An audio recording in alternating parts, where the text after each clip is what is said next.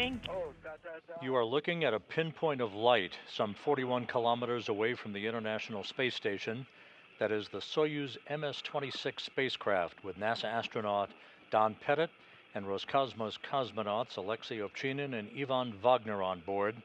Countdown clocks ticking backward to the deorbit firing of the Soyuz engine, a braking maneuver 26.5 minutes from now to begin the final leg of their journey home and the end to a 220-day mission aboard the International Outpost.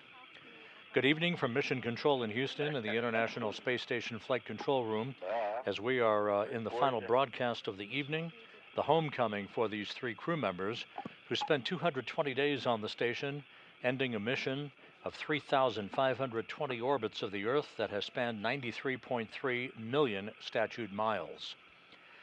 Landing on the steppe of Kazakhstan for Pettit, Ovchinin, and Wagner is scheduled at 8:20 and 44 seconds p.m. Central Time, which is 6:20 and 44 seconds a.m.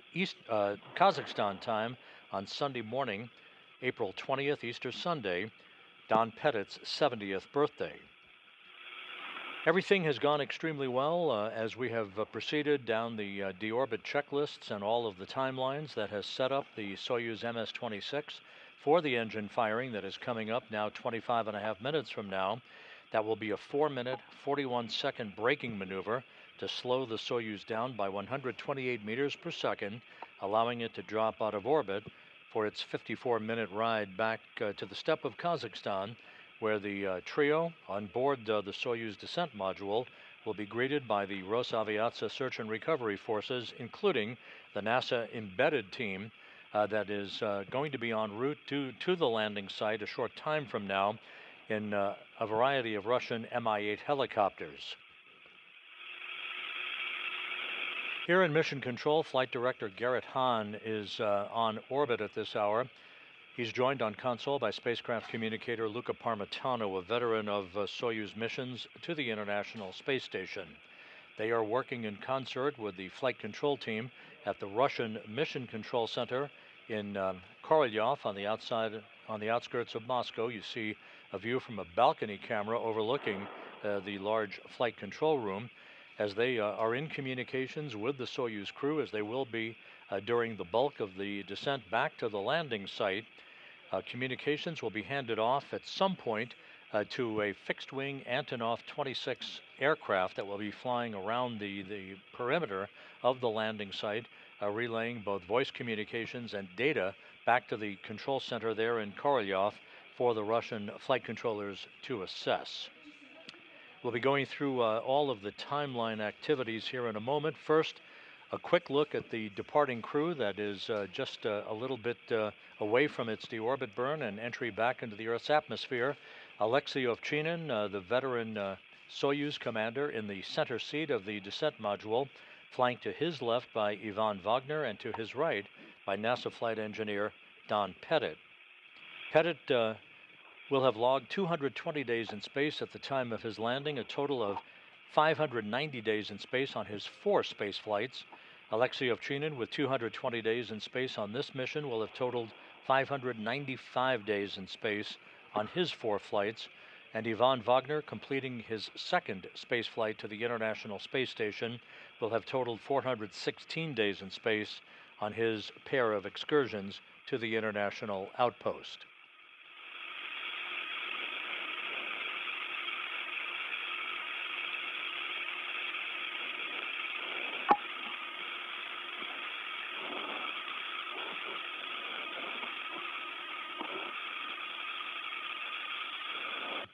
Several hours ago, just before 2 p.m. Central Time, the 3 departing crew members, Ovchinin, Pettit, and Wagner, clad in their blue undergarments, said farewell to the counterparts who are remaining aboard the International Space Station before they closed the hatch, first on the Rosviet module side of the docking interface, and then the Soyuz hatch on the other side of the docking interface to begin a series of leak checks and systems checks that was the precursor to the donning of their Sokol launch and entry suits that they're clad in the descent module of the Soyuz. You see on the right side of your screen Japan Aerospace Exploration Agency astronaut Takoya Onishi, who took over command of the International Space Station on Friday from Alexei Ovchinin. Onishi will remain commander of the station until his return to Earth with the Crew 10 crew later this year.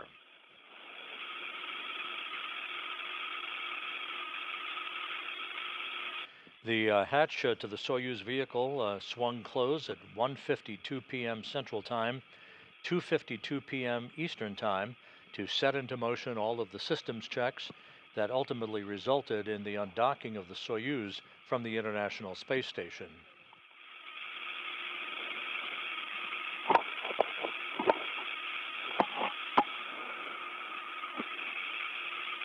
With all of those systems checks having been completed, the hooks to the Soyuz that held it in place to the Rassvet module opened, and at 4:57 and 37 seconds p.m. Central Time, 5:57 and 37 seconds p.m. Eastern Time, the Soyuz pushed away from the Rassvet module, with physical separation occurring as the station and Soyuz flew 260 miles over southern Mongolia.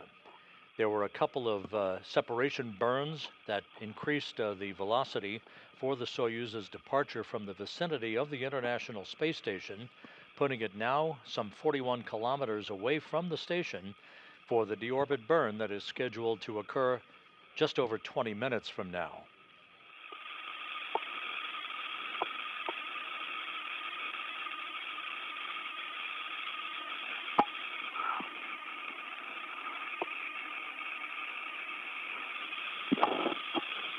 Again, looking at a replay of the departure of the Soyuz vehicle from the International Space Station, you see in the field of view the Soyuz MS-27 spacecraft that arrived on April 8th with NASA astronaut Johnny Kim and Roscosmos cosmonauts Sergei Ryzhikov and Alexei Zubritsky parking in the parking place right next door to the Soyuz that has just departed, the MS-26.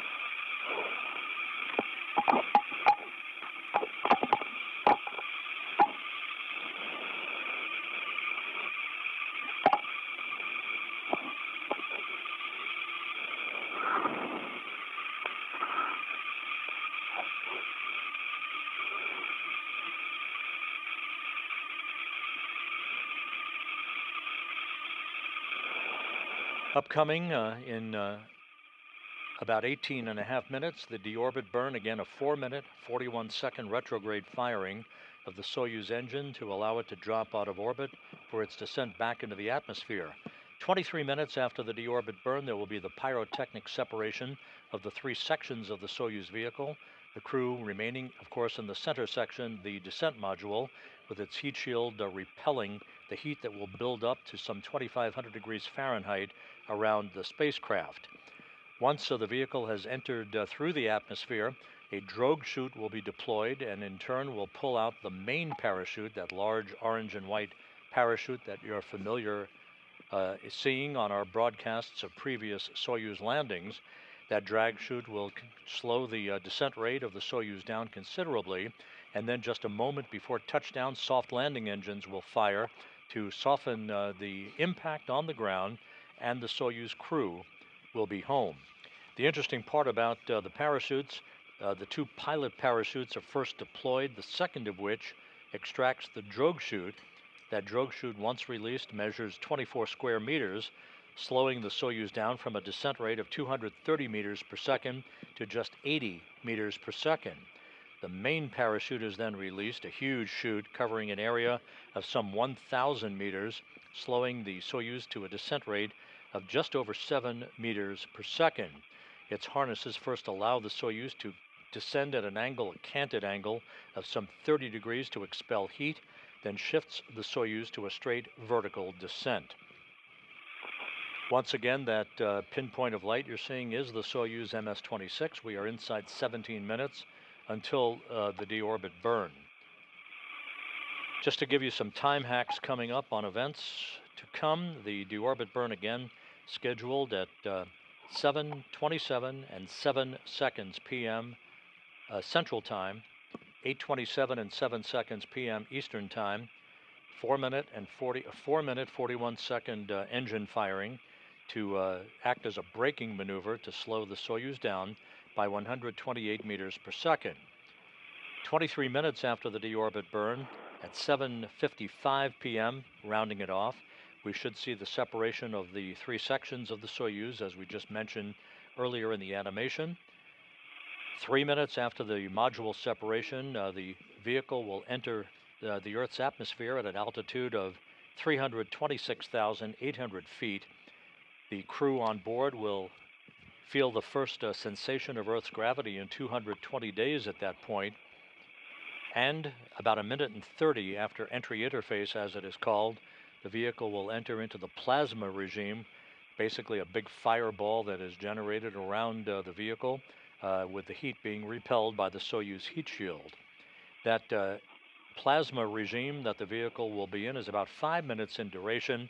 We do expect a blackout period in communications until the vehicle descends past that period of peak heating and moves into a area in a lower regime in the atmosphere.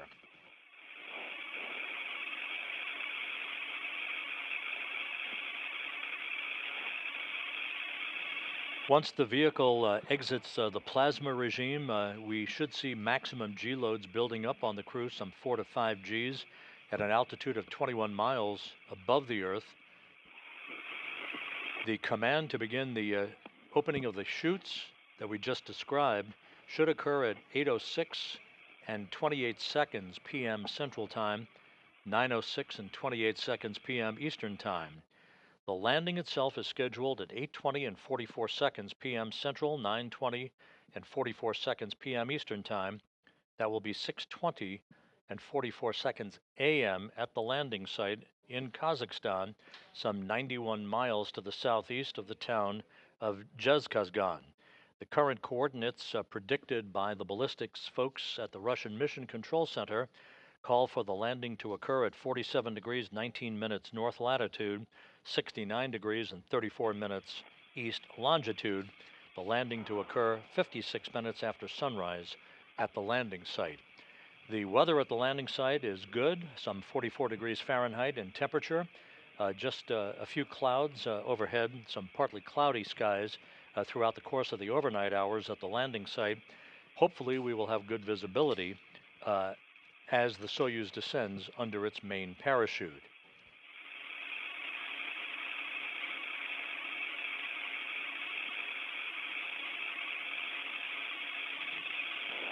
There are a number of Russian Mi-8 helicopters in play as part of the search and recovery forces, 8 helicopters in all, 2 of which are stationed at the ballistic staging site well to the southwest of the primary landing site.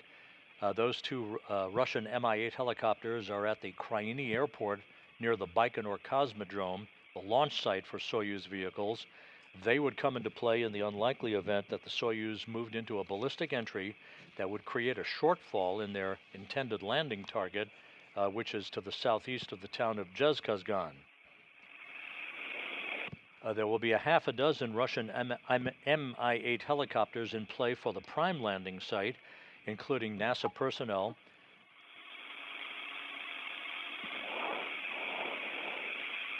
Those personnel took off from Karaganda earlier tonight. They are either en route to the landing site or have landed at the interim staging city of Zhezkazgan and will be taking off at the time of the deorbit burn, which is about 12.5 minutes from now. Those helicopters will arrive at the landing site in tandem, forming a circular racetrack pattern around the landing site. Communications between Soyuz and a fixed-wing aircraft, the Antonov 26, will be in play to relay data and voice to the Russian Mission Control Flight Control Team in Korolyov outside of Moscow. Once the Soyuz lands, those Russian Mi-8 helicopters will land in rapid-fire succession in a sequential fashion.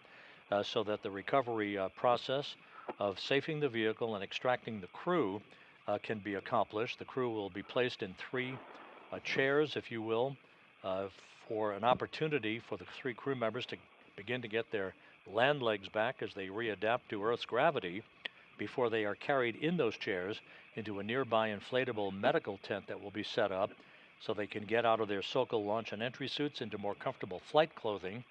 They then will be brought to three separate helicopters to be flown back to the staging city of Karaganda, where a NASA plane is waiting for Don Pettit to return him to the Johnson Space Center. Ovchinin and Wagner will return in a Gagarin Cosmonaut Training Center aircraft to be flown back to their training base and their homes in Star City, Russia, outside of Moscow. 1 minute till IKV inhibit command is going to be issued. Copy, and we confirm.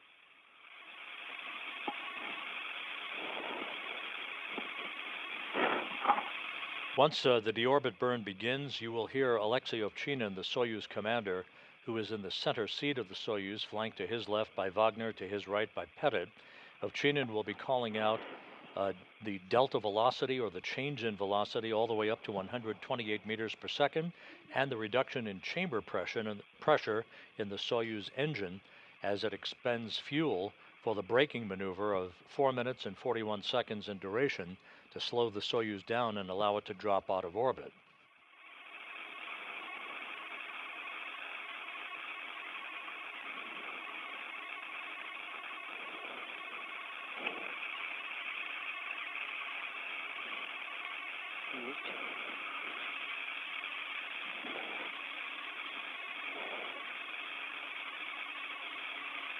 At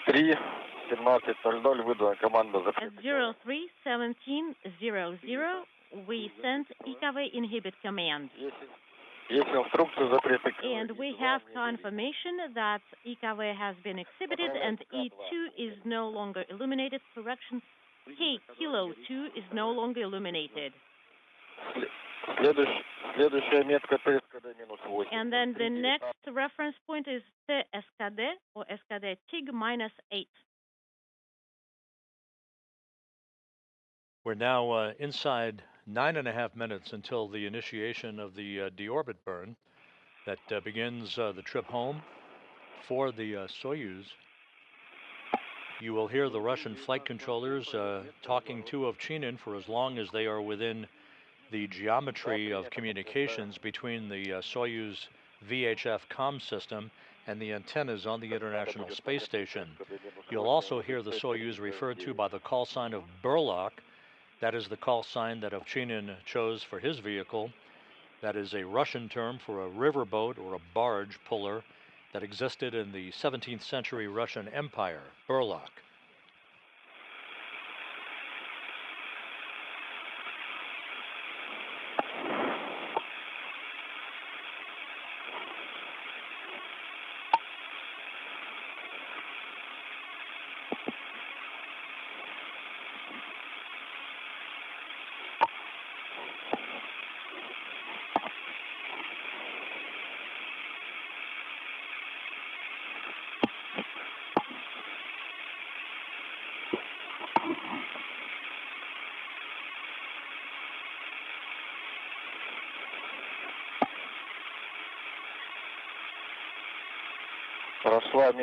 All right.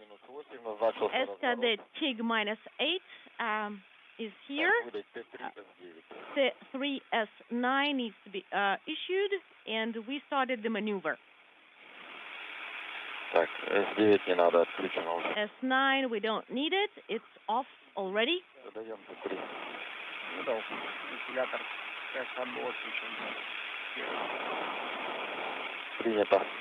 And we have the fan on. Copy.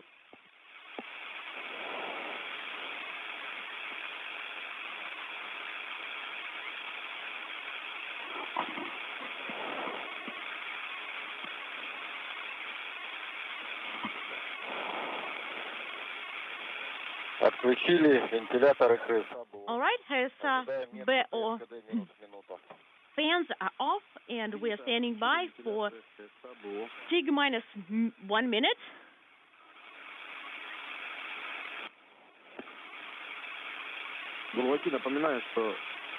Burlaki, just as a reminder, could you please provide a running commentary regardless of comm quality? So we need time with like minutes, seconds. Please provide your report even in the blind. Copy.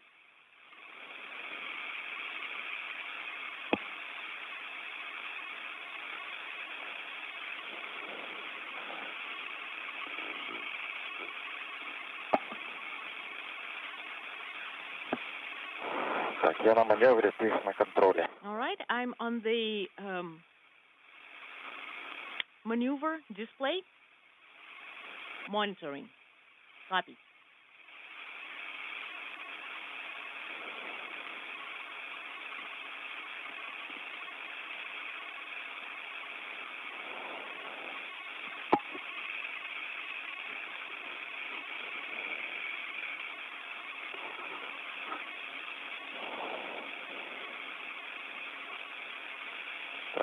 This is Mission Control Houston, 5.5 minutes now until the deorbit burn is initiated.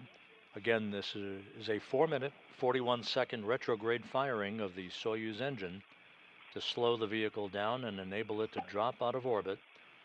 The change in velocity is 128 meters per second. Once the deorbit burn is complete, the upper section of the Soyuz, known as the orbital module, that's the bulbous upper section of the 3-section Soyuz vehicle, it will be depressurized 10 seconds after the completion of the deorbit burn, setting the stage for its separation pyrotechnically that will occur some 23 minutes after the completion of the deorbit burn.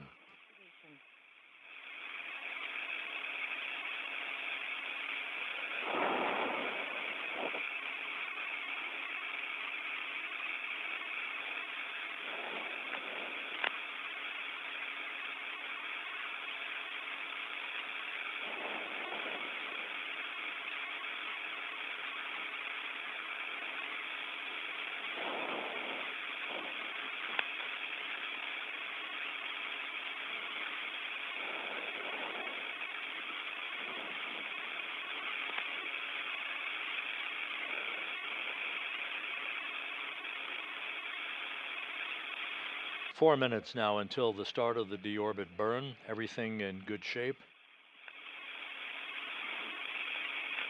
Once the deorbit burn is complete, we'll have a few more details about the entry profile for the Soyuz MS-26.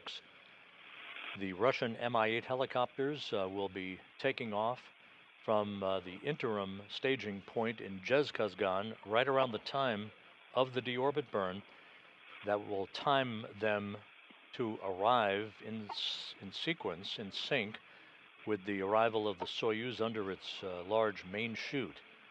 The Russian Mi-8 helicopters will form a welcoming party, if you will, in a racetrack pattern, or flying around the landing site, awaiting the arrival of the Soyuz, and once it touches down, so will the Russian helicopters in quick sequential fashion to begin the process of arriving at the spacecraft to safe the vehicle and extract the crew.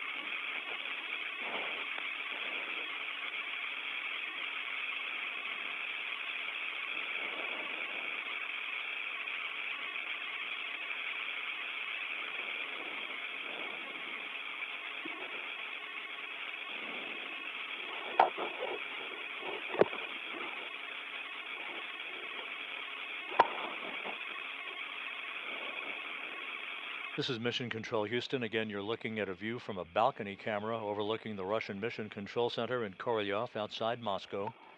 We are now 2 minutes away from the start of the deorbit burn.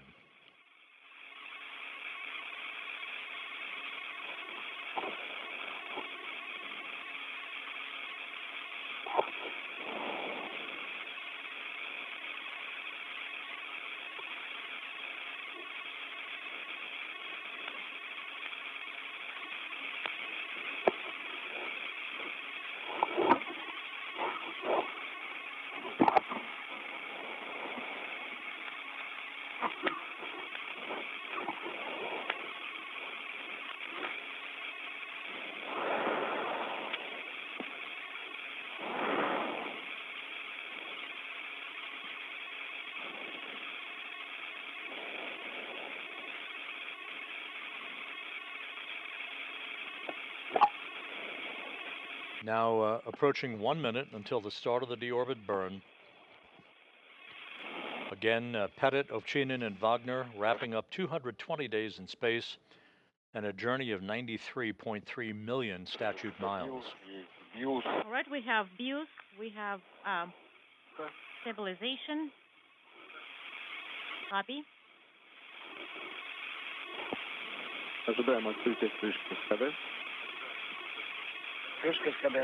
And we're standing by for the SKD cover opening. It's opened. The engine cover now confirmed to be open. Activation. 24 seconds until the start of the burn.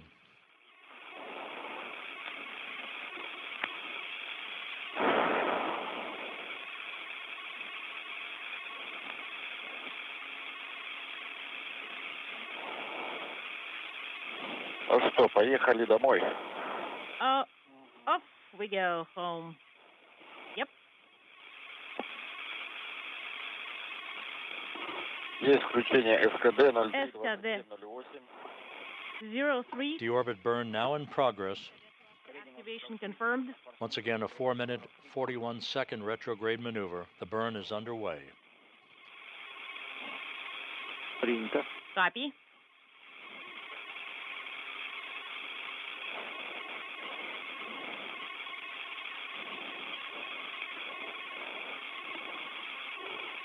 За 30 секунд отработали 13,2. 13.2 meters per second. 0.44 is the delta V within 13 seconds, and delta V parameters are nominal. You will be hearing these updates through the interpreter of Alexei Ovchinin, reading off changes in velocity all the way up to 128 meters per second and changes in the chamber pressure on the Soyuz engine. Отработали минуту 26,6. 1 minute, 26.6 meters per second. 0.44 is the delta V. Schedule parameters are nominal. Copy. Минута 15. 1 minute, 15 seconds. 33 meters. 0.44 is the delta V. Copy.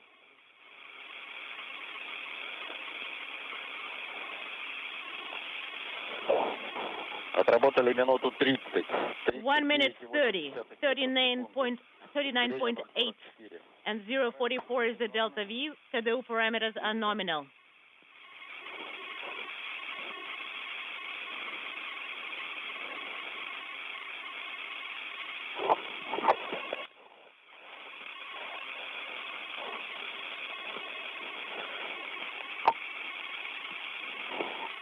Two minutes into the burn, everything looking good. Отработали 2 minutes, down 54 meters precisely. 0.45 is the delta V. Copy.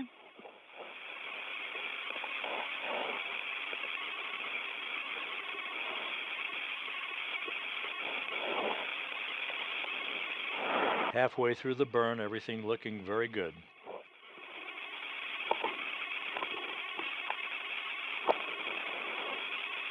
Отработали 2,5. 2.5 minutes of burn duration, 66.9. This is the delta, and the delta V is 0.45. Schedule parameters are nominal.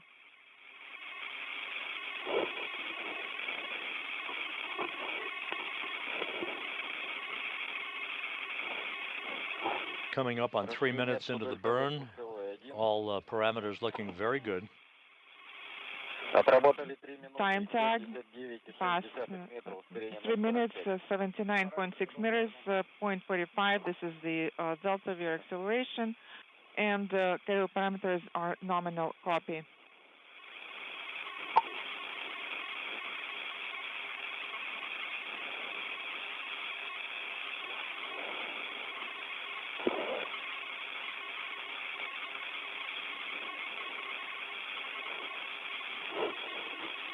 Отработали 3 минуты 90. 3 minutes of faster firing, 94.6 meters per second, and the schedule parameters are nominal.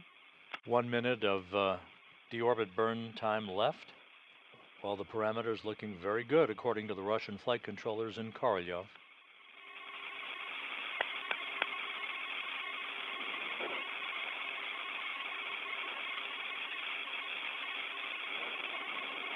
Отработали Rest time 4 minutes. 108,9 метров в секунду. 108.9 meters per second, and schedule parameters are nominal. Copy.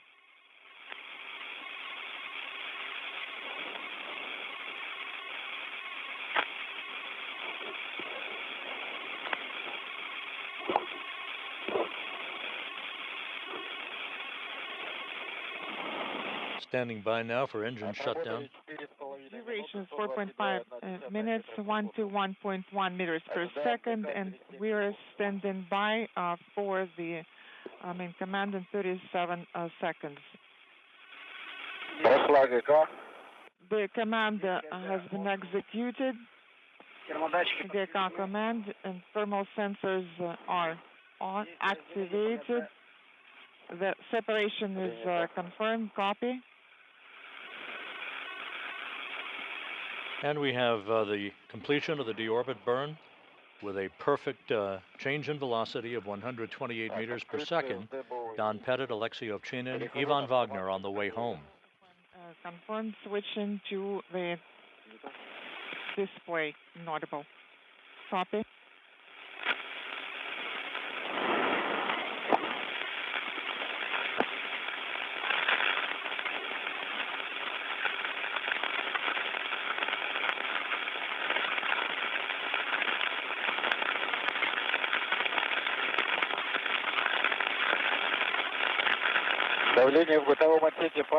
And the orbital module pressure is dropping. Copy. As planned, the orbital module, the upper section of the Soyuz, is being depressurized to vacuum to set the stage for the pyrotechnic separation of the three sections of Soyuz 21 minutes and 44 seconds from now. KSS rescue aids ready mode.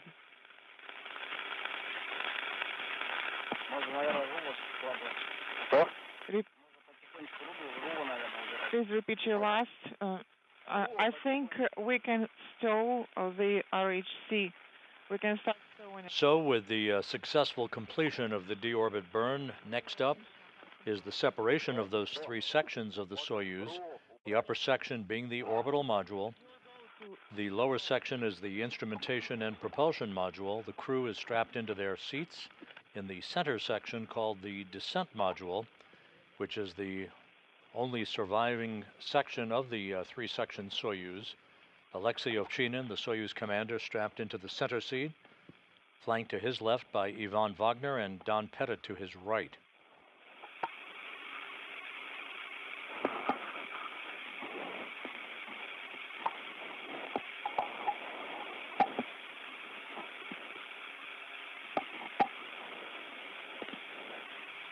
The search and recovery forces, including the NASA team of support personnel, will be arriving in the vicinity of the landing site a short time from now.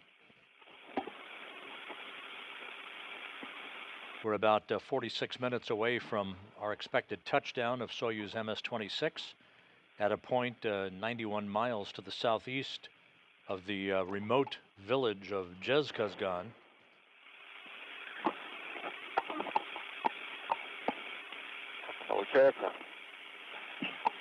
Once the landing has occurred, the search and recovery teams will move toward the vehicle, will ensure that no toxic gases are emanating from the spacecraft before they begin the process of opening up the hatch and extracting the crew one by one. The particular order of extraction and the time it takes to extract the crew may be somewhat dependent on whether the vehicle lands upright or on its side. We've seen it both ways. Once the crew is out of the vehicle, they'll be placed in chairs brought alongside of the spacecraft itself to enable the three crew members to have a few minutes to get their land legs back before they're carried in those chairs to a nearby inflatable medical tent that will be set up by the recovery team.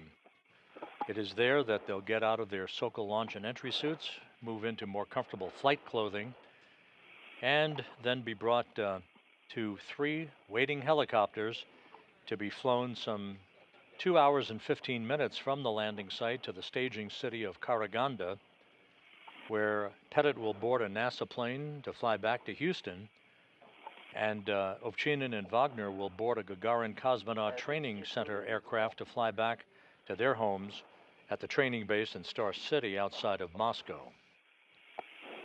Okay.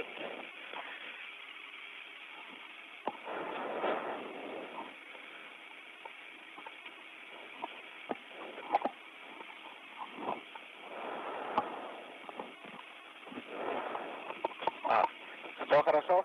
Все хорошо. Is it good? Are you doing well? Yes, I'm doing really well. Excellent.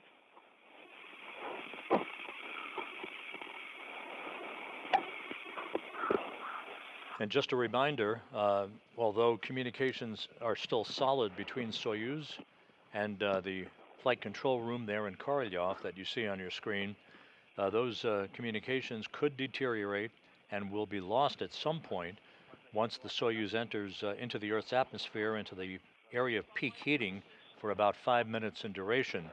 Before that, we do expect communications to become choppy or be lost altogether as the Soyuz passes further and further away from antennas on the International Space Station, relaying VHF communications between the MS-26 spacecraft and the flight control team there in Korolyov.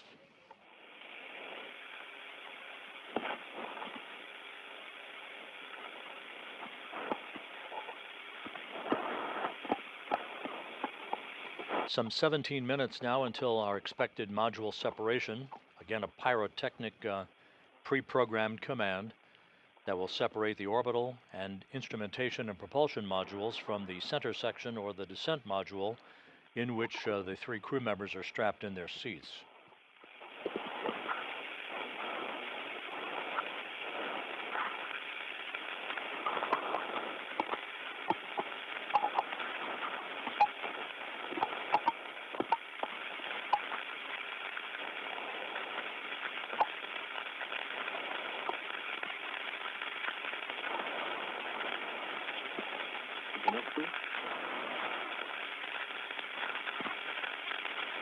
Lucky Moscow.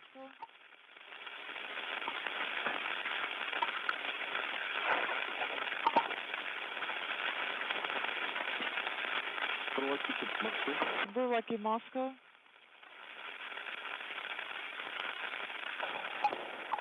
Have reached. Excellent.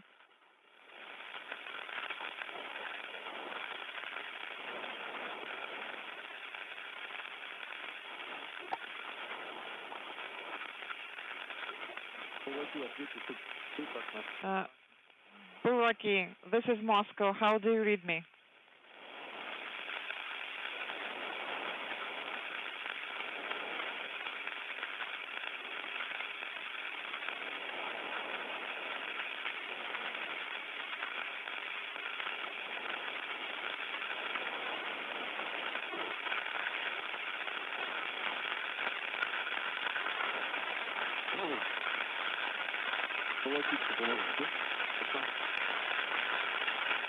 The Soyuz is about 100 kilometers away from the International Space Station, as we are about at the fringe of guaranteed voice communications between the spacecraft and the station.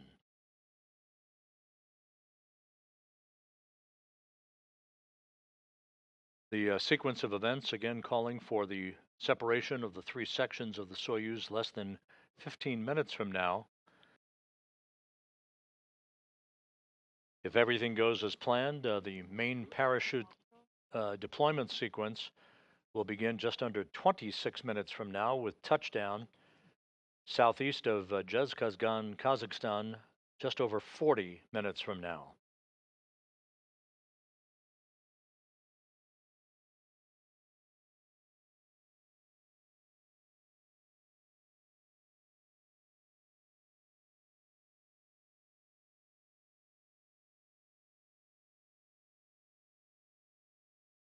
This blackout period is typical and is to be expected. The next guaranteed communications of any solid sort will be after the Soyuz leaves the regime of peak heating, or the exit from plasma, as it is called, when communications are then relayed between the Soyuz and the Antonov fixed-wing aircraft that serves as a flying relay station, if you will, around the landing site to relay data and voice back to the Russian flight control team there in Korolyov.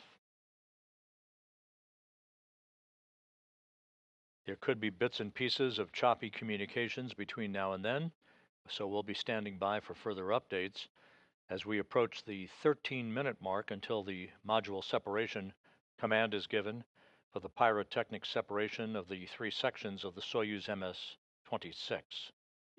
Burlaki, Moscow, how do you read me?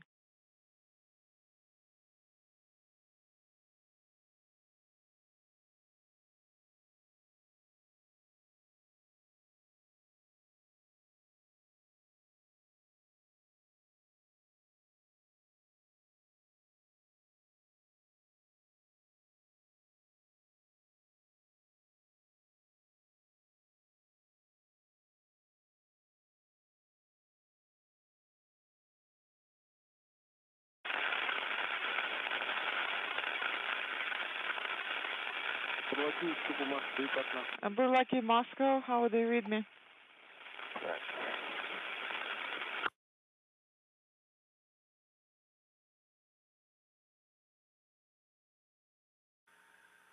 Бурлаки, как принимаете землю? Burlaki, how do you read Moscow? Moscow, you're coming in with interference, and how us? We have you loud and clear, Burlaki. And Burlaki, just a reminder, no later than 0348, KSS rescue aid should be switched to readiness mode, and you also should close your helmet visors and switch rescue aids to automatic mode. Copy. And just a reminder, please release transmit buttons right before the separation, and you can use the transmit button going forward without locking it.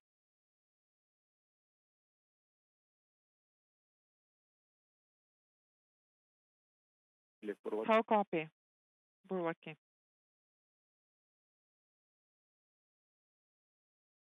So again, as we just mentioned, brief bursts of communications between the Russian flight control team and Alexei Ovchinin under the call sign of Burlock, as is his call sign for his Soyuz vehicle, the MS-26, as it barrels toward the landing site southeast of Zhezkazgan. The module separation command expected about 10.5 minutes from now.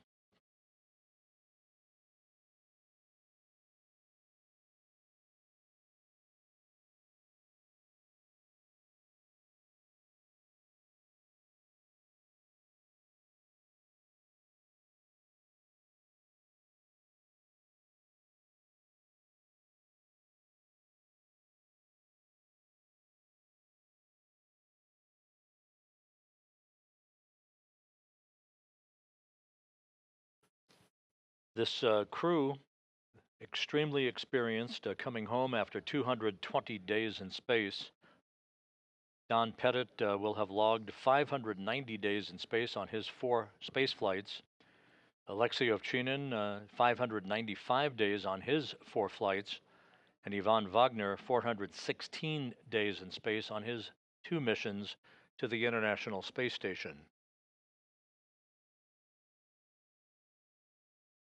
The 7 crew members, now comprising Expedition 73, are into a sleep period. Aboard the complex, from left to right, Kirill Peskov, Johnny Kim, Nicole Ayers, Sergei Ryzhikov, Anne McLean, Alexei Zabritsky, and the new station commander, Takoya Onishi, of the Japan Aerospace Exploration Agency.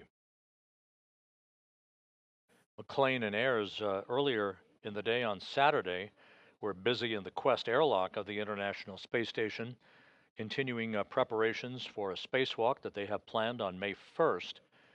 We will be providing a briefing to preview that spacewalk this coming Thursday at 2 p.m. Eastern Time.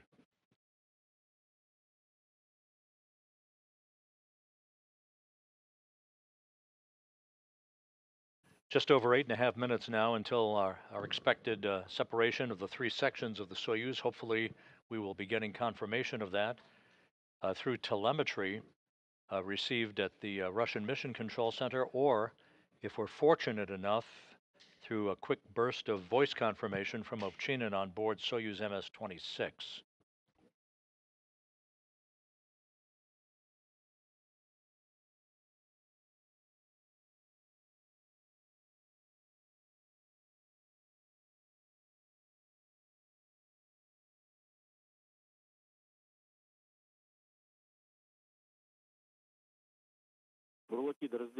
Burlaki, 8 minutes remaining to separation.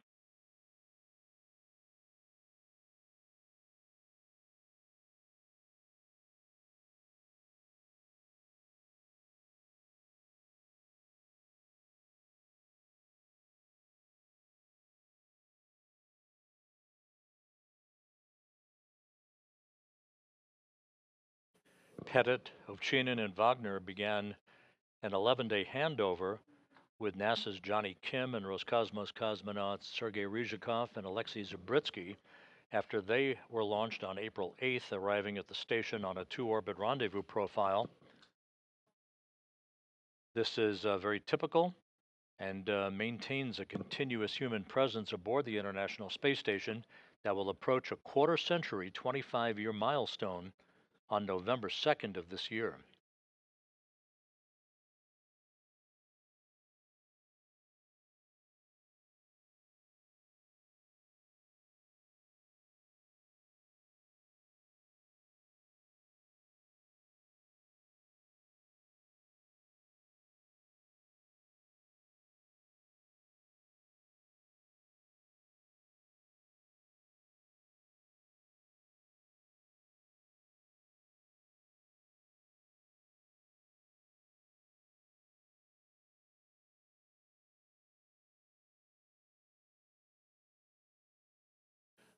The predicted landing time is 8:20 and 44 seconds p.m.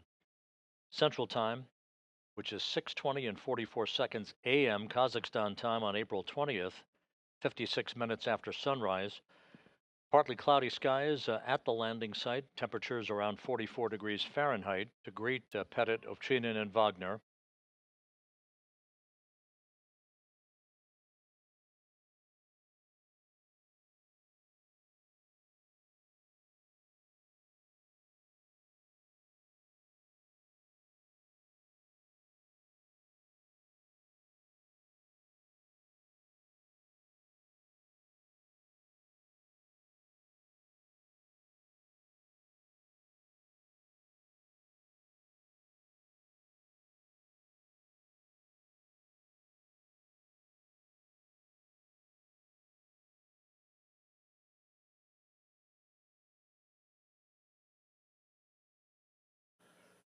Coming up on 5 minutes until module separation. The module separation will occur at an altitude of 87 miles above the Earth.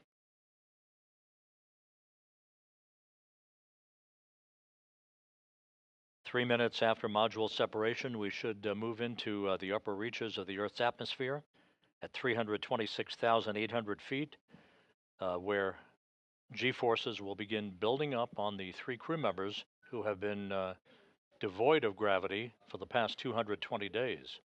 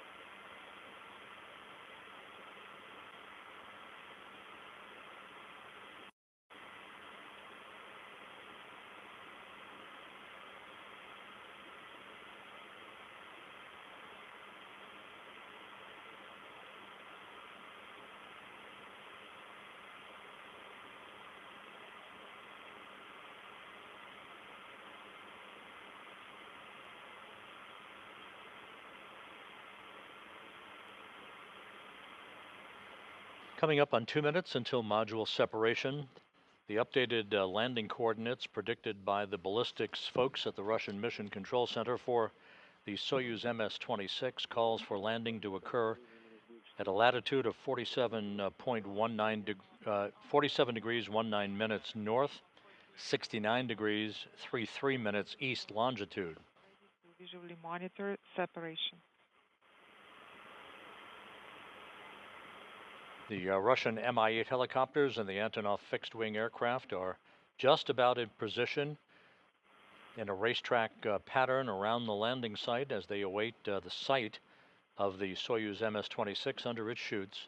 Module separation now a minute and a half away.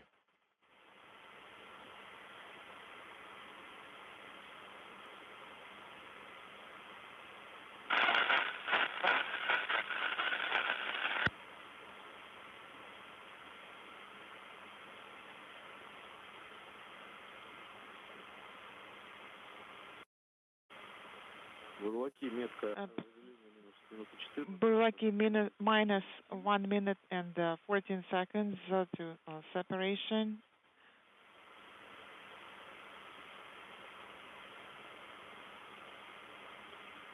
Be ready to turn on BIOS power.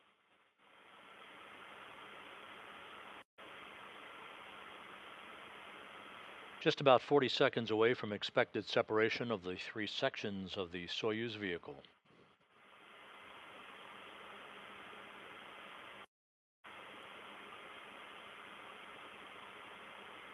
Burlaki, minus 30 seconds to separation. Please prepare for a separation.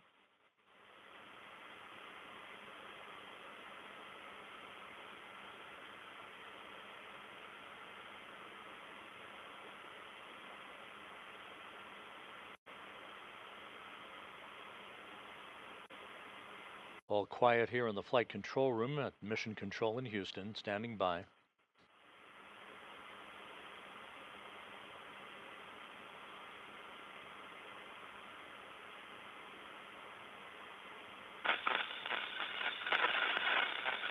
And the data that has been received in the Russian Mission Control Center confirms a good module separation.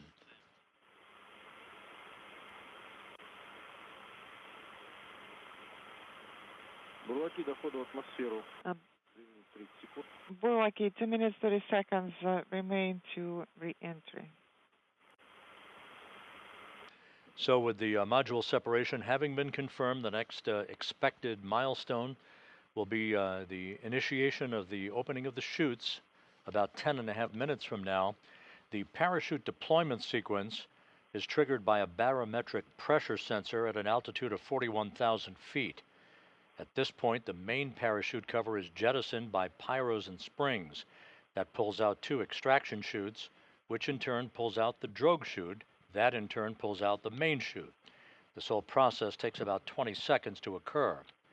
Then, at an altitude of 21,000 feet, a barometric pressure sensor starts a timer that triggers most of the remaining events in the landing sequence. At an altitude of just 18,000 feet, the commands are issued to jettison the heat shield, inhibit the entry thrusters, and to open valves to vent all the hydrogen peroxide fuel for the entry thrusters and the oxygen in the life support system tank. If we have video of the Soyuz under the chutes at that point, the white vapor you will see is normal. That's a combination of hydrogen peroxide and oxygen venting into the air. The purpose of this is to safe the vehicle for landing. The recovery teams do not want hazardous gases to remain in those tanks when the soft landing thrusters work and the vehicle impacts the ground. This way, the ground support team can approach the vehicle immediately and know that they have a safe vehicle that they are continuing the recovery process for.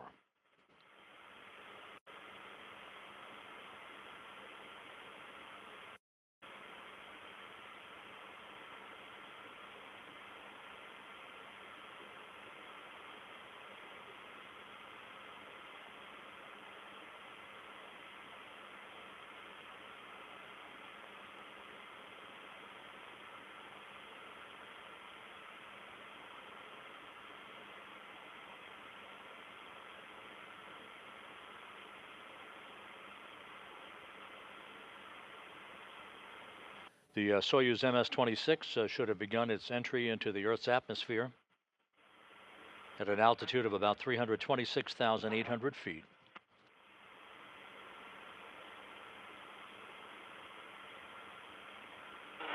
In about 2 minutes, peak heating will begin around the vehicle at an altitude of some 50 miles above the Earth. Temperatures around the Soyuz expected to build to some 2,500 degrees Fahrenheit.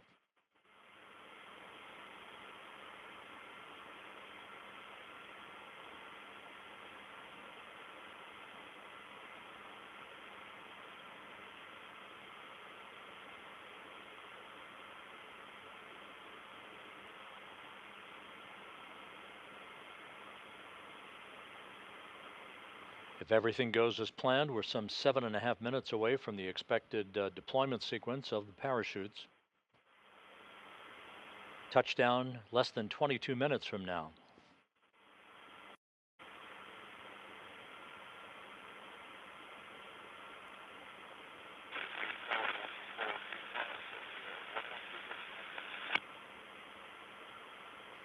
"20 seconds away from peak heating on the vehicle."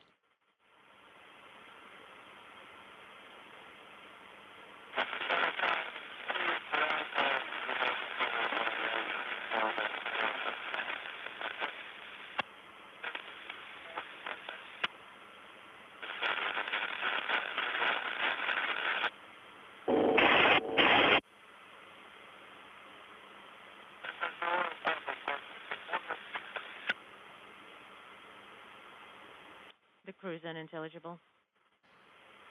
Garbled conversations coming from the Soyuz MS-26. This expected as the vehicle has entered the period of peak heating. That should last about 5 minutes.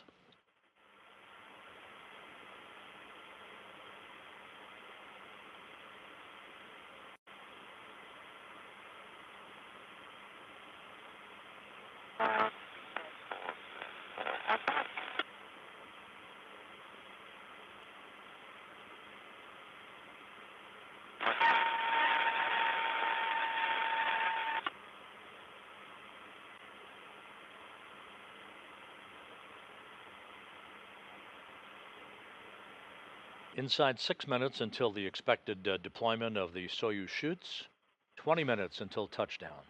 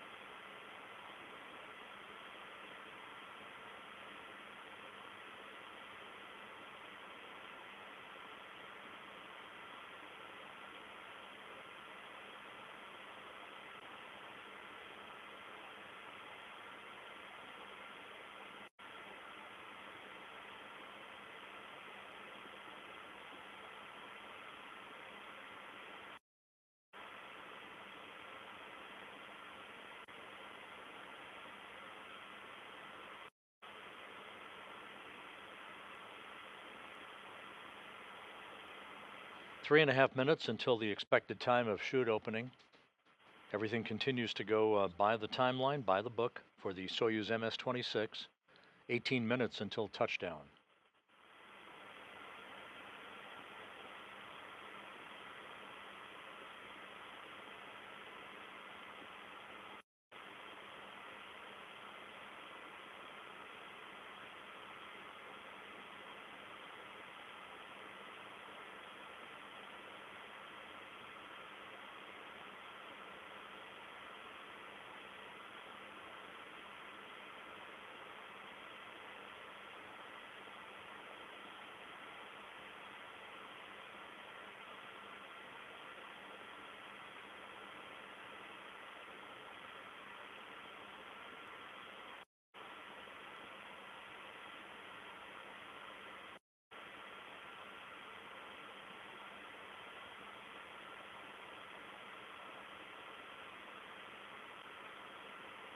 This is Mission Control Houston, continuing to await the resumption of communications between the Soyuz MS-26 and the flight control team in Korolyov.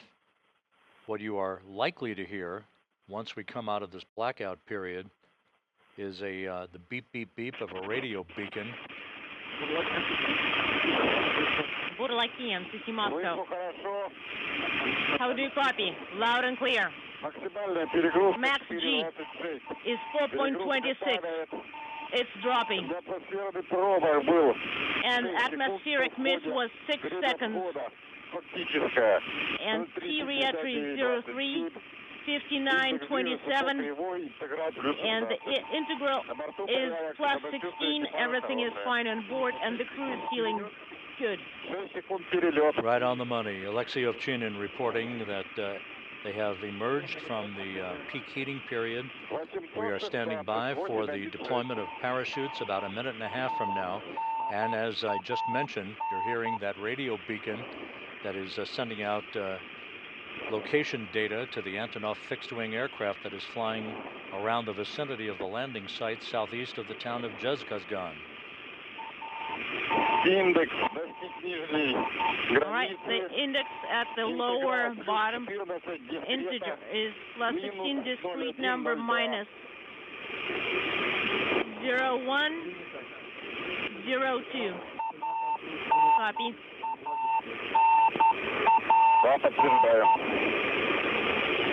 Affirmative.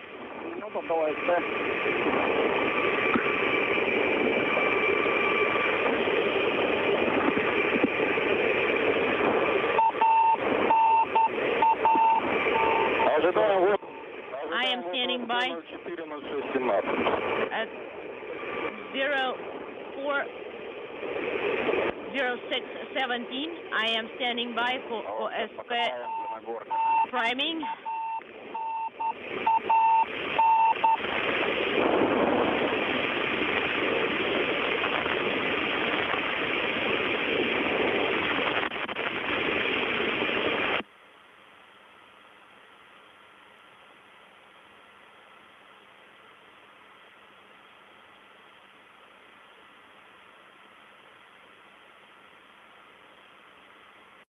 We should be at the point where the parachute deployment sequence should have begun. Some 14 minutes away from our expected touchdown time.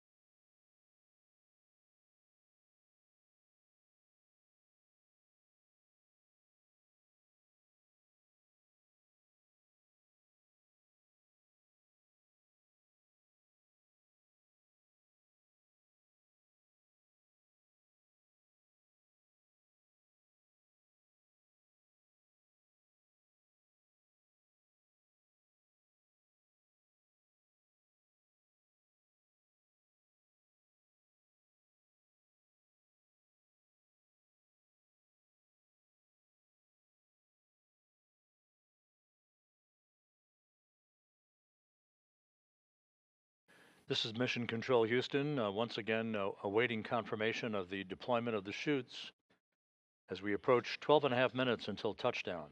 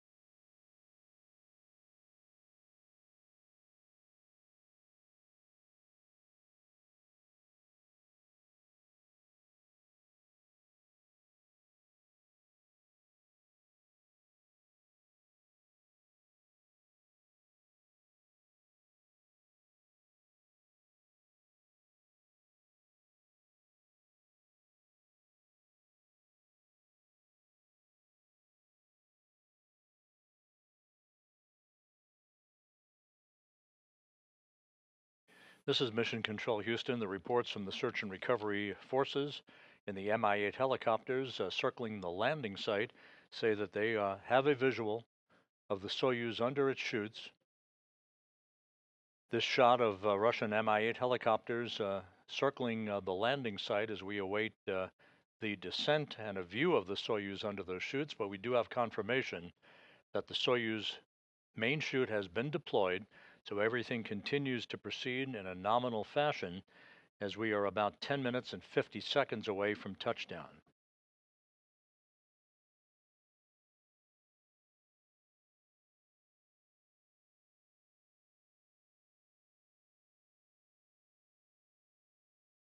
As you could see from that brief view at the landing site, the skies are mostly cloudy, so it's possible that we will not have a view of the Soyuz under the chutes for as long a period of time as we are accustomed to. But as soon as we do get usable video, we will certainly punch it out.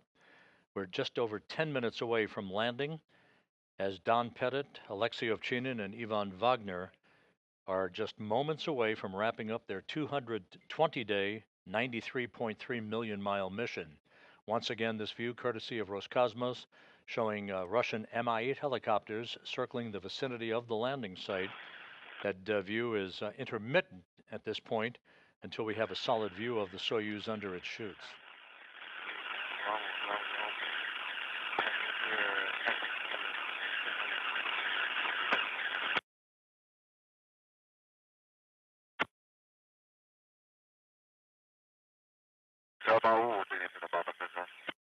The crew is unintelligible.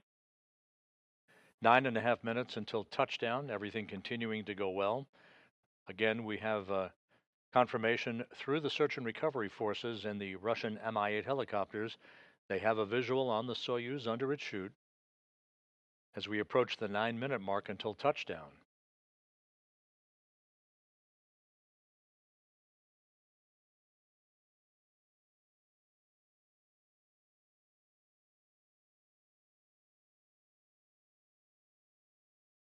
And now we have more video from the landing site. As you can see, the skies are somewhat overcast. This is 91 miles to the southeast of the remote town of Zhezkazgan.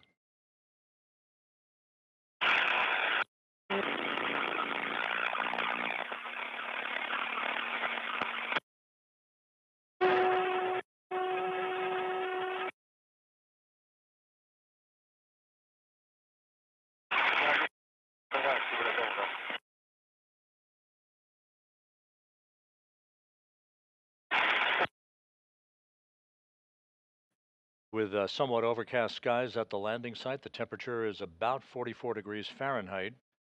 So the search and recovery forces are in that racetrack pattern around the landing site, awaiting the touchdown of Soyuz some 8 minutes from now.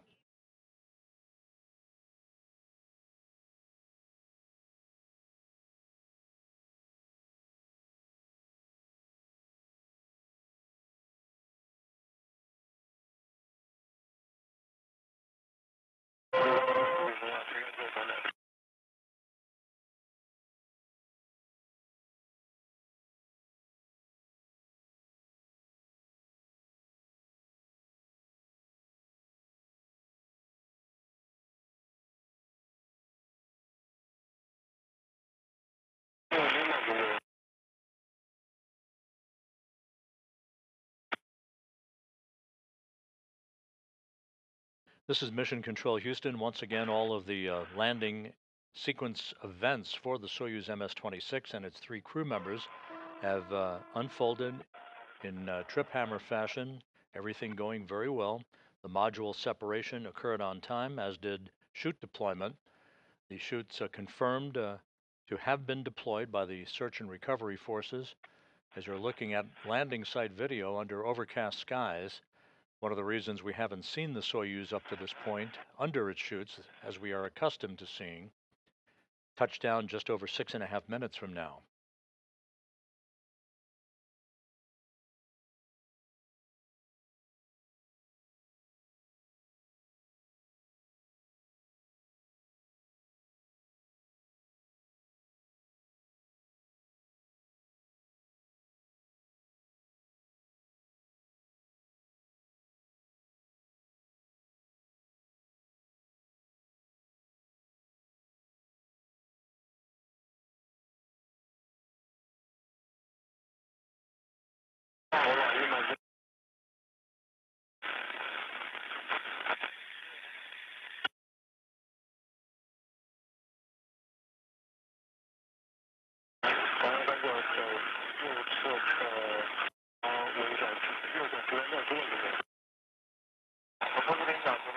All right, the altitude is 700. The helicopters are en route, and everything's nominal.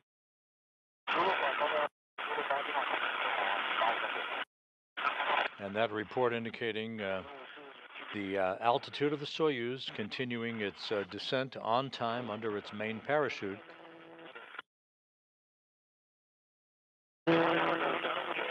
Some 3,700 meters off the ground, 5 minutes until touchdown.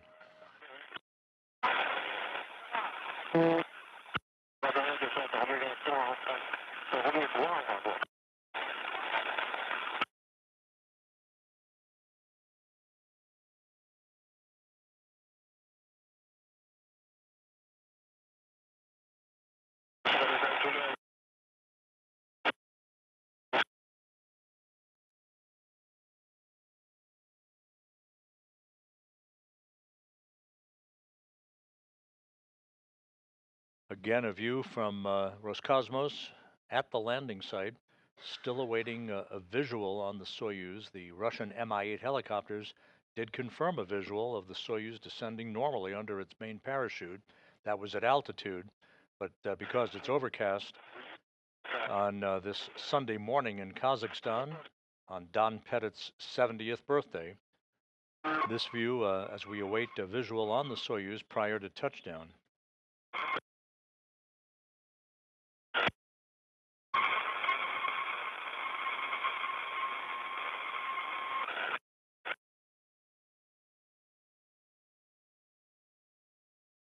Four minutes until touchdown.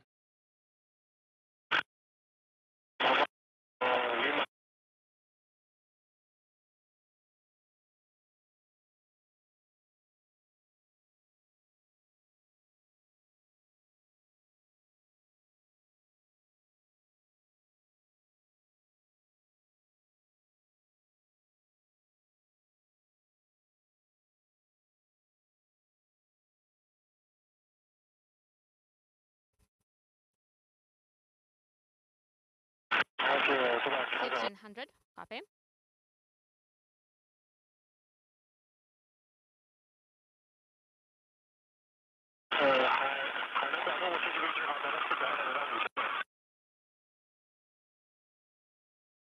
Once again, this is a live view about 1 hour after sunrise at the landing site in Kazakhstan on a Sunday morning.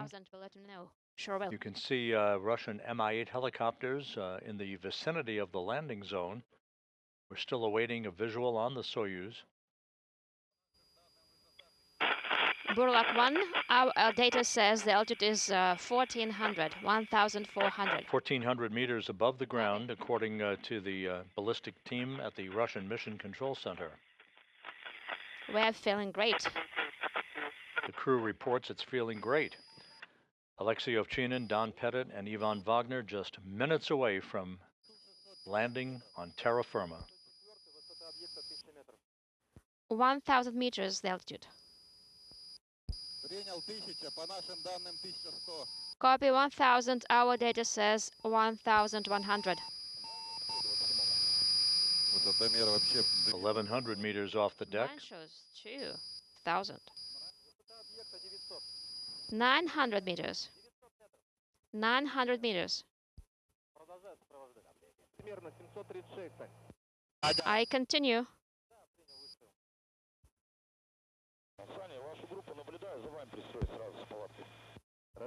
I can see you. I follow you. Copy.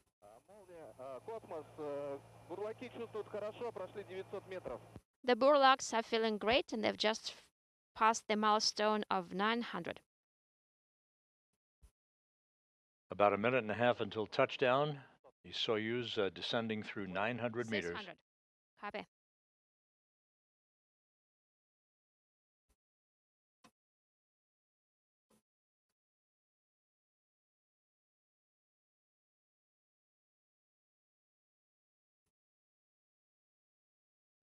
And there's our first view of the Soyuz.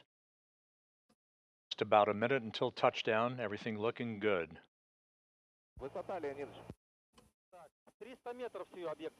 300 meters right now. 300 meters. There's a Russian Mi-8 helicopter. That will be one of the first helos to land after the Soyuz touches down.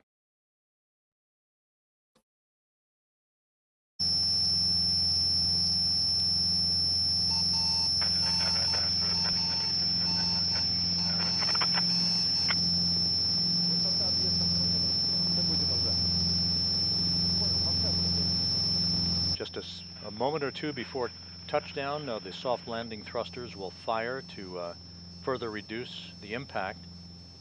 Standing by for touchdown. And touchdown. Soyuz MS-26 is home at 8:20 p.m. Central Time, 6:20 a.m. Kazakhstan time on Sunday morning. Don Pettit ends his 7-month mission on his 70th birthday.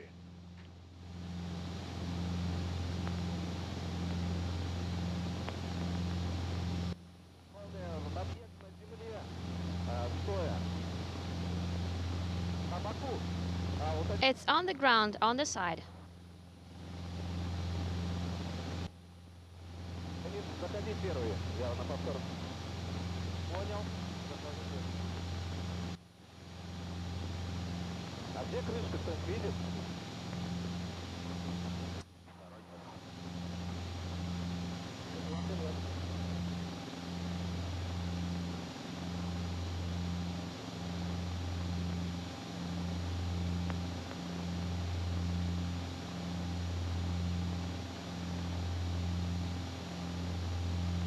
This is Mission Control Houston. The Russian Mi-8 helicopters that you see flying over the landing site of the Soyuz will now begin to land in a rapid fire sequential fashion.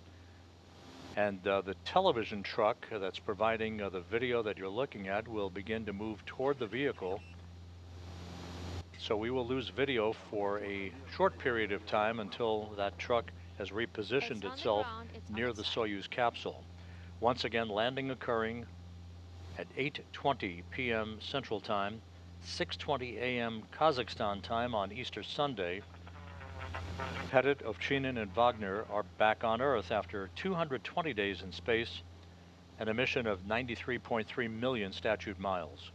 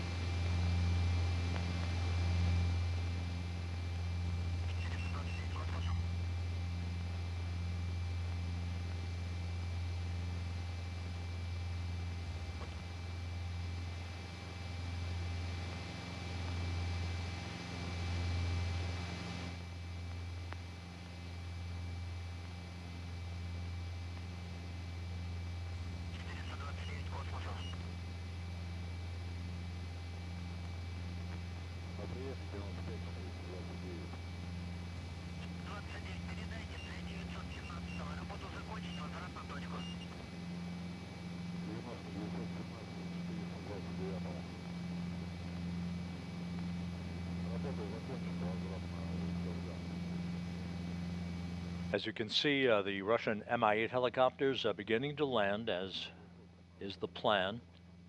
The first personnel will be from RSC Energia, working in tandem with the Rosaviatsa search and recovery forces to begin to approach the vehicle, making sure it is safe, free of toxic gas emissions, before they begin the process of extracting the crew. We'll also find out here shortly whether the vehicle landed upright or was pulled on its side. When you are done, go back to your original position.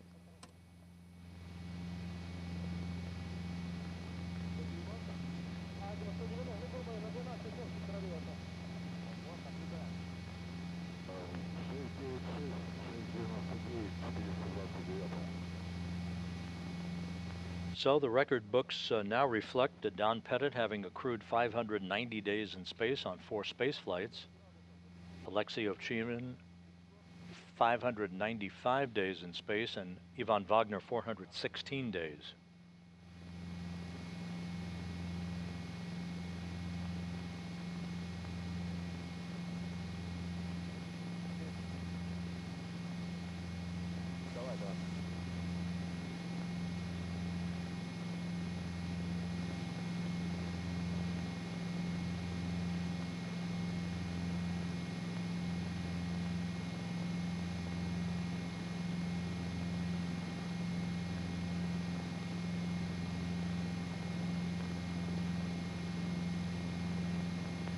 And the reports from the search and recovery forces now confirm that the Soyuz landed and was pulled onto its side by winds at the landing site that often will pull the parachutes and thus result in the Soyuz moving from an upright position to landing on its side. So the Soyuz is on its side. That will not be an impediment to extracting the crew.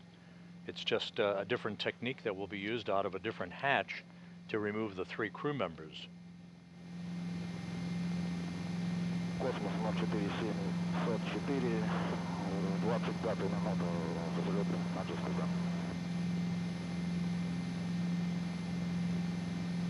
Надо заправку.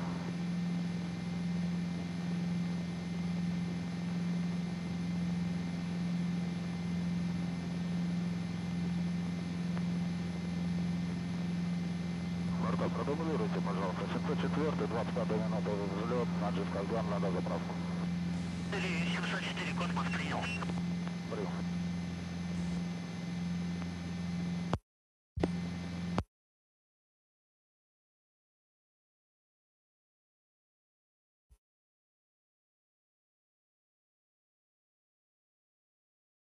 Выключился. Первый выключил.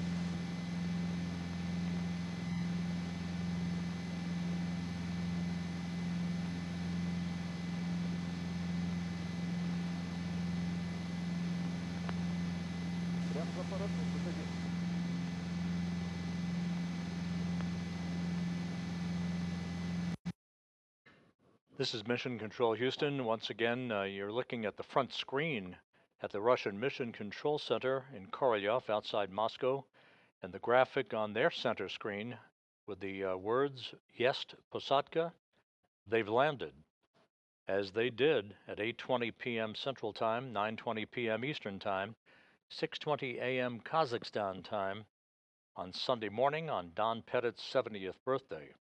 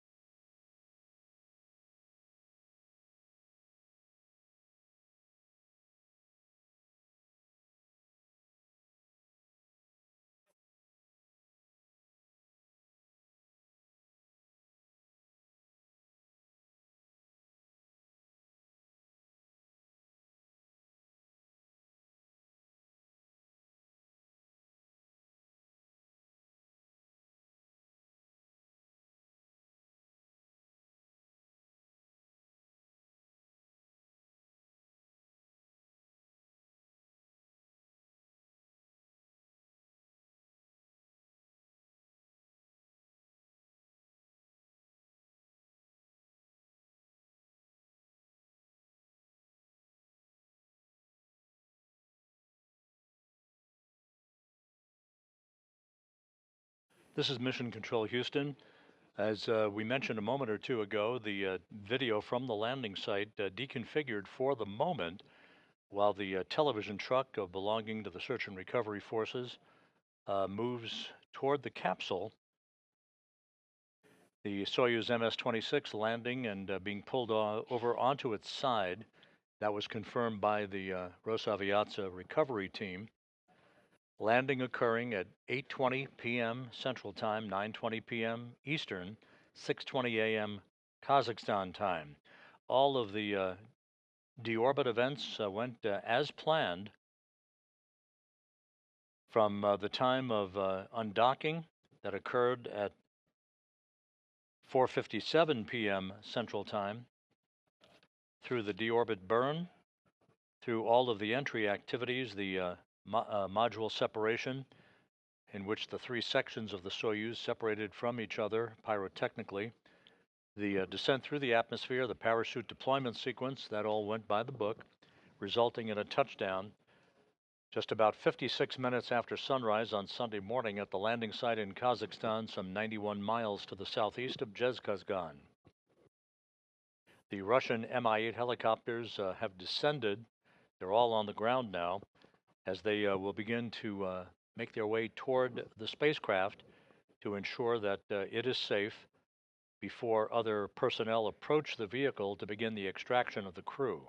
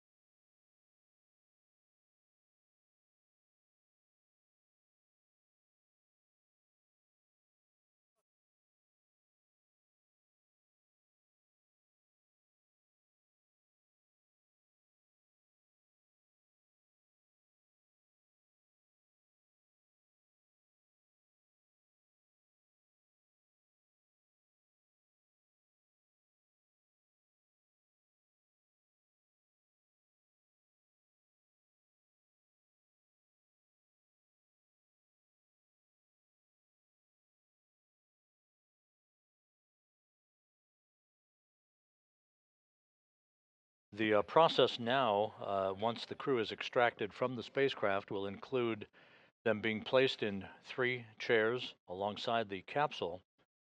They'll have a few moments to begin to reacquire their equilibrium following 220 days of weightlessness.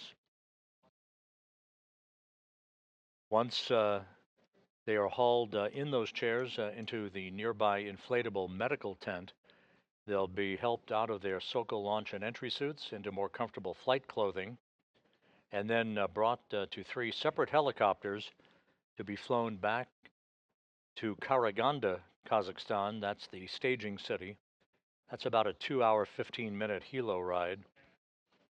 Once they touch down at the Karaganda airport, Don Pettit will make his way towards the NASA plane that's awaiting on the tarmac. They'll be flown back to the Johnson Space Center in Houston with other NASA personnel. Alexei Ovchinin and Ivan Wagner will board a Gagarin Cosmonaut Training Center aircraft to be flown back to Star City, Russia, which is their training base and where they have residence.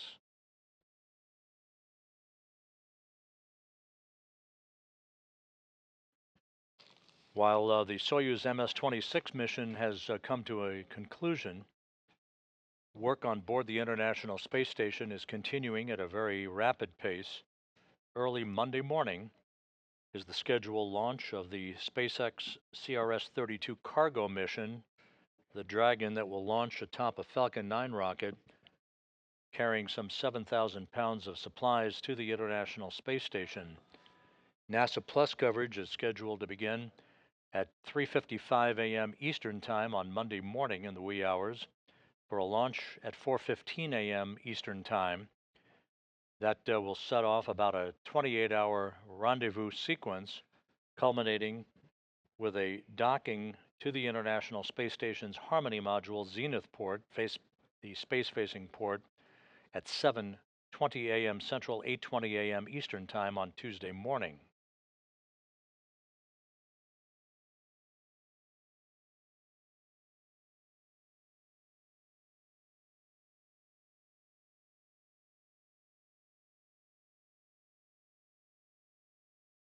Once again, a view from the field in Kazakhstan of the Russian Mi-8 helicopters that have landed in a circular pattern around the Soyuz MS-26 spacecraft.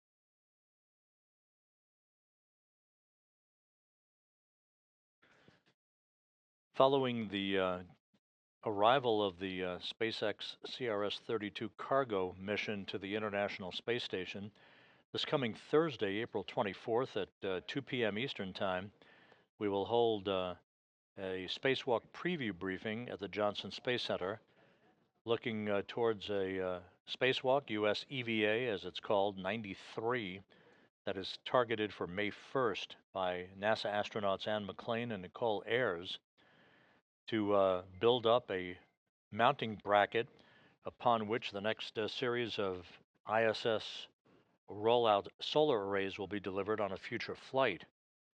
They will also move a communications antenna to a different location on the space station to provide more favorable visiting vehicle communications for upcoming missions that will include the launch of the Japanese H2 transfer vehicle, its new version called the HTV-X.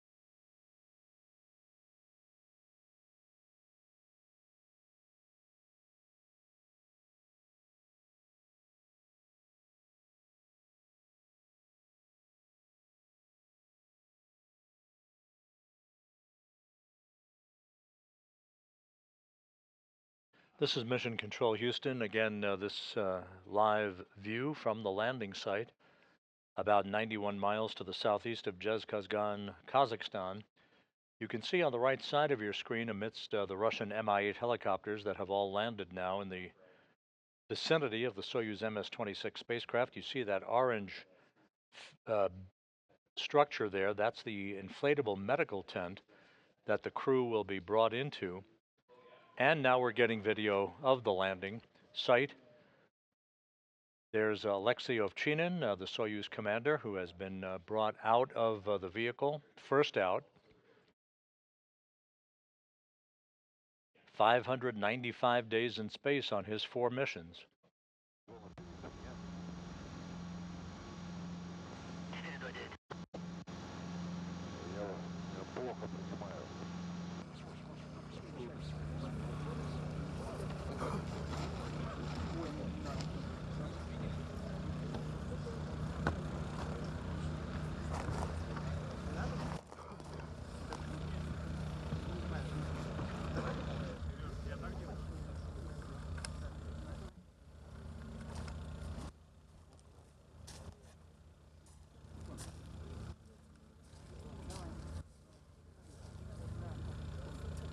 Once again, a look at Alexei Ovchinin, the veteran cosmonaut, Soyuz commander. He was the station commander up until Friday for Expedition 72 before handing over that task to Takoya Onishi, the Japan Aerospace Exploration Agency astronaut. There's a view of Bill Ingalls, the NASA chief photographer, who's right at the hatchway of the Soyuz vehicle.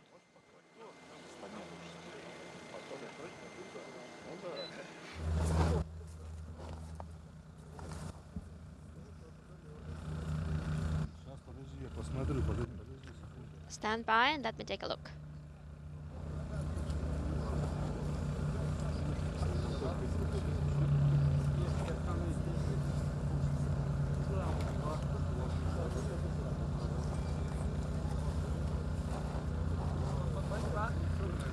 Сейчас проверь, есть шум.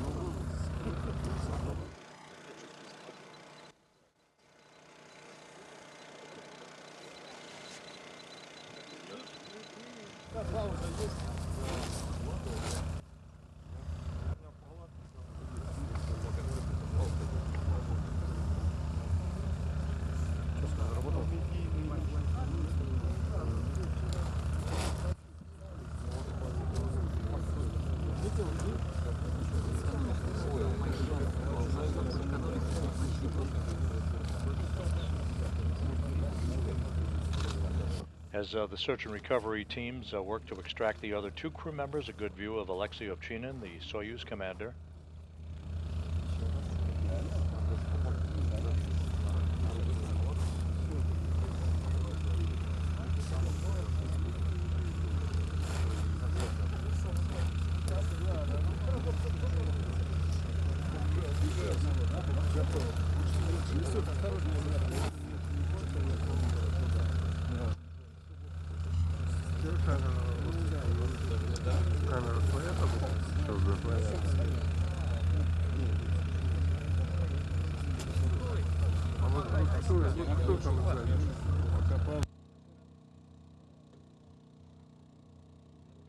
As mentioned earlier, touchdown occurring at 8:20 p.m. Central Time, 9:20 p.m. Eastern Time. Soyuz vehicle was pulled over onto its side after touchdown, which is not uncommon.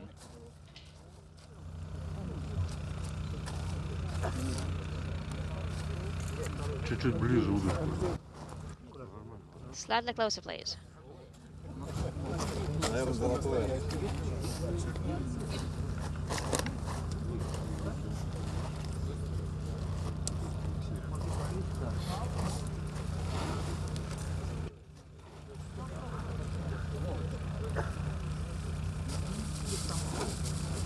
Давай, я... On Easter Sunday in Kazakhstan, Alexei Ovchinin peeling a hard-boiled egg. Вторая в эфире. And Don Pettit now being extracted. Тань.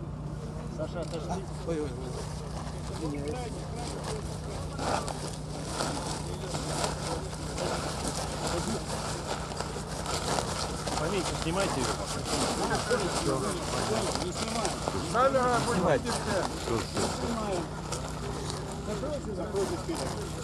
Камера все опустили.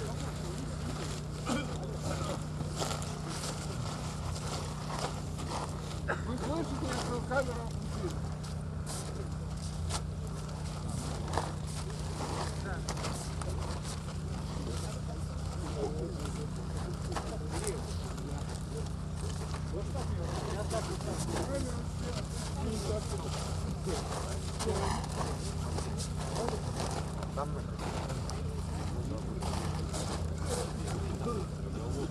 Under overcast skies, the temperatures at the landing site in the high 40s Fahrenheit. Alexei Ovchinin eating a hard-boiled egg presented to him by the search and recovery forces.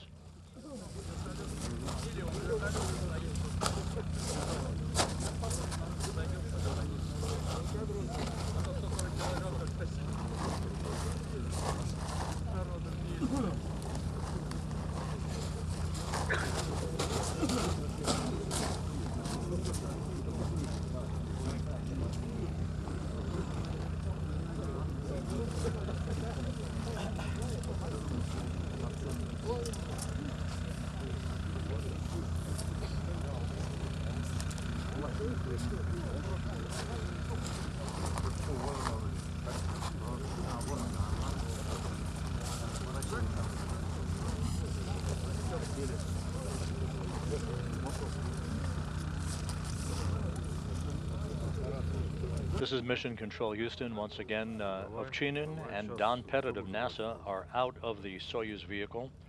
Ivan Wagner is the last that is in the process of being extracted.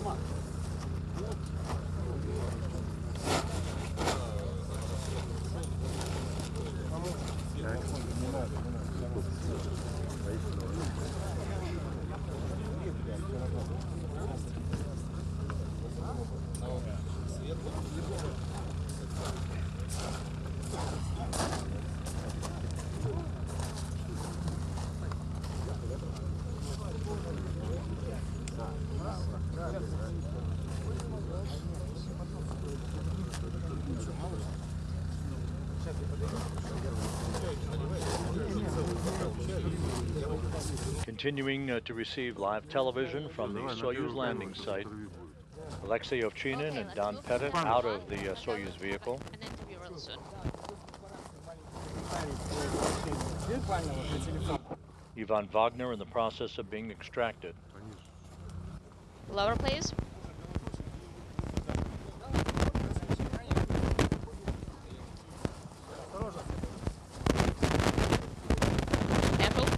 And Ivan Wagner now out, being placed in his chair. All three crew members out of the Soyuz.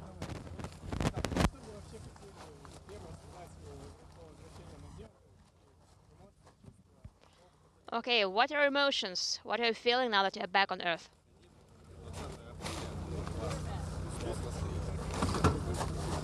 It's Easter, the 20th of April, inaudible.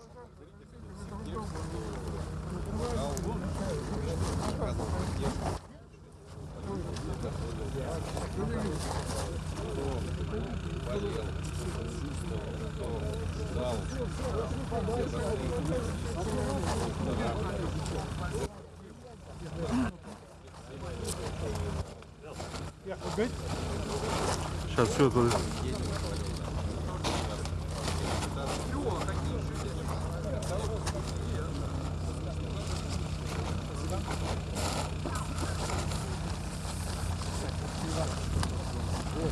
Давай.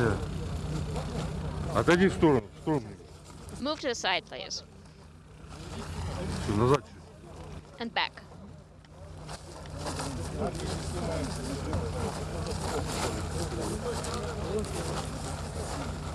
Ivan Wagner, having wrapped up his second mission in space, 416 days in all. Степаныч, немножко в сторону уйдите. To the side. Ушел.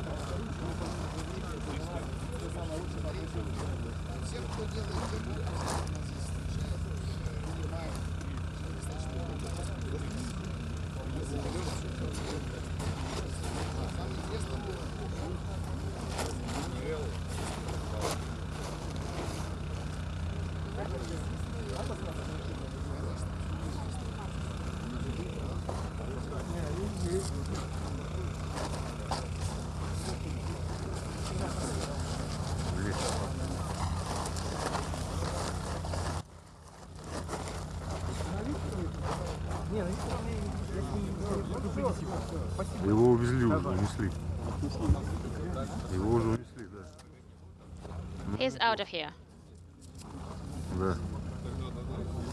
Его сказали не снимать. He's been taken care of.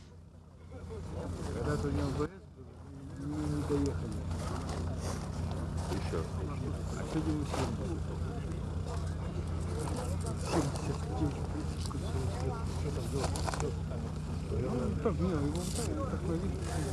This is Mission Control Houston. The video again coming to you from the landing site in Kazakhstan, some 91 miles to the southeast of Zhezkazgan. A bullseye landing for the Soyuz MS-26 on Easter Sunday, Don Pettit's 70th birthday, bringing to an end Pettit, Ovchinin, and Wagner's 220-day mission aboard the International Space Station. All of the entry and landing events occurred on time and on schedule, with touchdown occurring at 8:20 p.m. Central Time, 6:20 a.m. Kazakhstan time on Sunday morning, about 56 minutes after sunrise.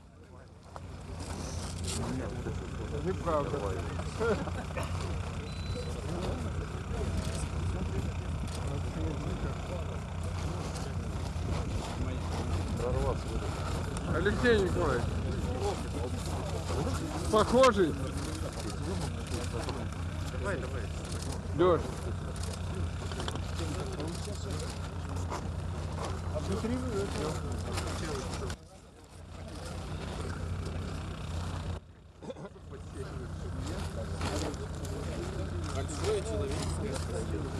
Thank you so very much. The crew displaying nesting or matrushka dolls. This is typical of all Soyuz landings, gifts to the crew members from the search and recovery teams.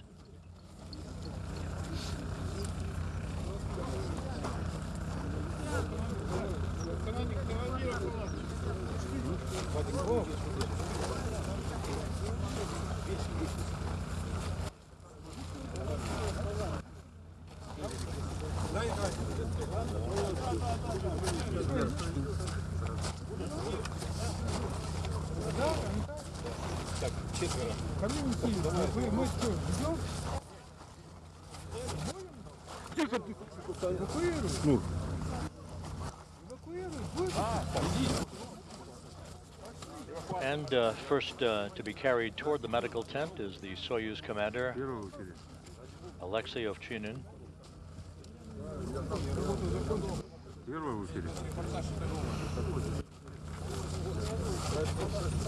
Once inside the medical tent, the three crew members will be helped out of their Sokol launch and entry suits.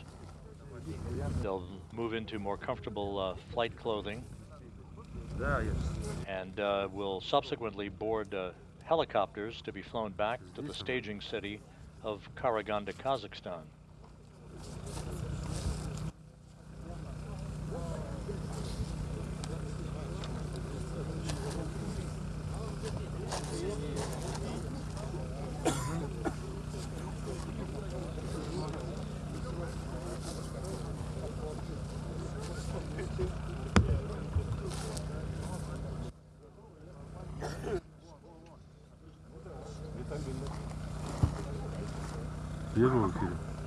One is live. Ivan Wagner taking a few sips of hot tea.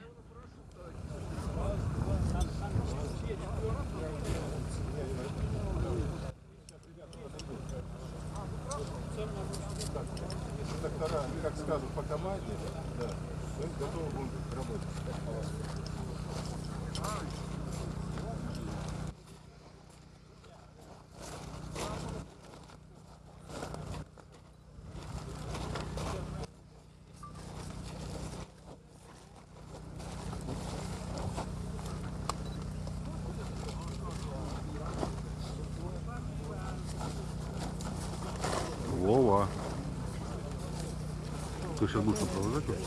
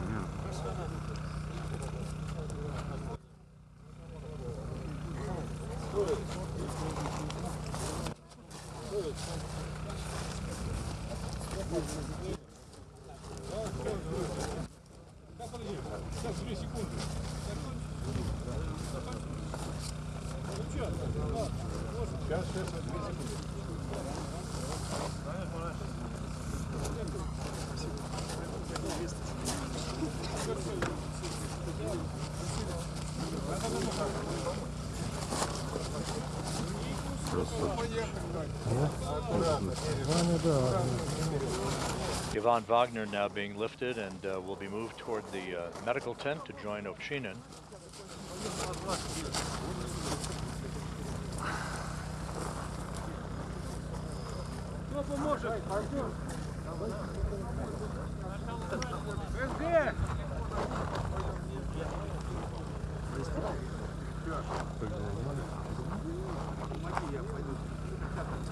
Мы же не американцы. Ну да. Сейчас. Что, убираете вы это? Да, конечно. Все это даже. Wrapping up? Oh, yeah.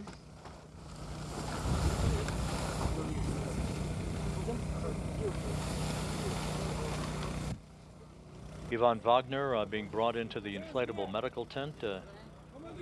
Don Pettit was brought into the medical tent a short time ago, joining Alexei Ovchinin. So all three crew members now have moved into the inflatable medical tent to get out of the Sokol launch and entry suits and move into flight clothing prior to being flown by helicopter back to the staging city of Karaganda, Kazakhstan. Once in Karaganda, Pettit will board a NASA plane to be flown back to Houston, while Ovchinin and Wagner are flown on a Gagarin Cosmonaut Training Center aircraft to Star City, Russia, their training base and home outside of Moscow.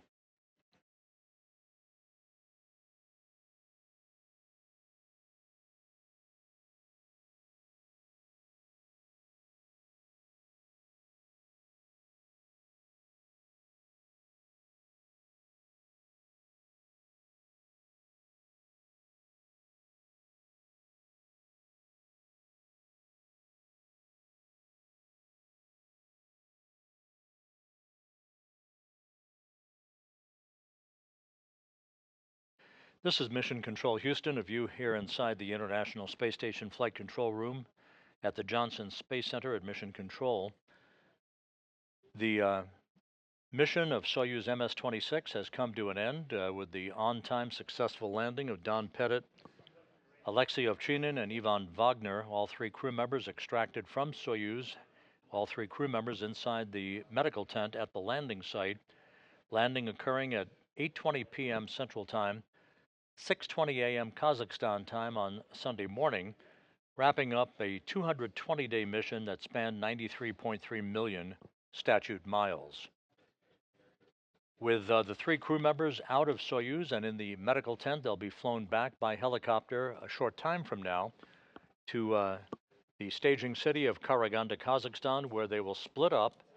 Don Pettit moving into a NASA plane to be flown back to Houston, while Ovchinin and Wagner are flown back to their training base in the Gagarin Cosmonaut Training Center aircraft to Star City, Russia.